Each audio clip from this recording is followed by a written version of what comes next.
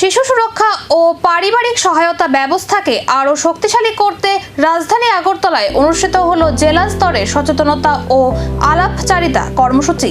পশ্চিম ত্রিপুরা জেলার স্পন্সরশিপ ও foster care সুবিধাভোগীদের নিয়ে আগরতলার মুক্তধারা অডিটোরিয়ামে অনুষ্ঠিত হলো জেলা স্তরের আলাপচারিতা ও সচেতনতা কর্মসূচি। অনুষ্ঠানের উদ্বোধন করেন পশ্চিম ত্রিপুরা জেলা পরিষদের সভাধিপতি বিশ্বজিৎ শীল।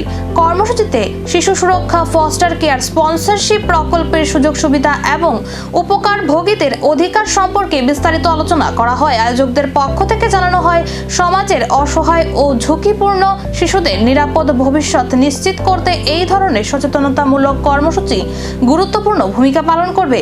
এছাড়াও বিভিন্ন সুযোগ সুবিধা এবং সংশ্লিষ্ট ব্যক্তিদের সঙ্গে মত বিনিময়ের মাধ্যমে প্রকল্প বাস্তবায়নের বিভিন্ন দিক নিয়েও আলোচনা করা হয়।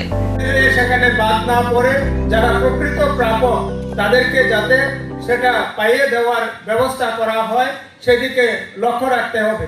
আরেকটা জিনিস, কেন্দ্রীয় স্কিম যেহেতু টাকাটা হয়তো কিছু দিন পর পর আসে, তো সেটার জন্য অনেক অভিভাবকরা দেখে একদম মানে ব্যস্ত হয়ে যায় যে টাকাটা কেন ঢুকলো না বা এদিক ওদিক ছোটাছুটি করতে থাকে।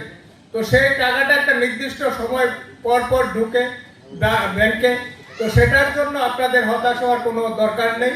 টাকা অটোমেটিক ঢুকে যাবে, কিন্তু আপনার উপর যে দায়িত্ব ন্যস্ত করা হয়েছে আপনার ছেলে মেয়ের পড়াশোনার জন্য যেটা টাকাটা দেওয়া হয় সেটা আপনি সম্পূর্ণটা তাদের পড়াশোনার জন্য খরচা করবেন।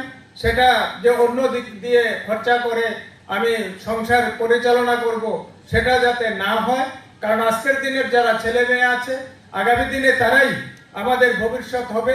তো সেই জায়গায় সমস্ত ছেলে মেয়ে যাতে পড়াশোনা করতে পারে তার জন্য আমাদের সরকার সেখানে ব্যবস্থা করেছে।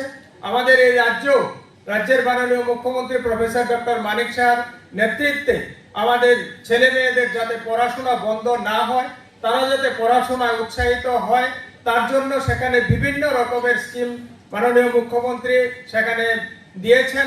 সেটা মেয়েদের সাইকেলই হোক বা টপ 30 হোক বা আরও যে স্কিম আছে সেগুলি সমস্ত কিছু সেখানে দেওয়া হয়েছে যাতে আমাদের ছেলেমেয়েরা সেখানে।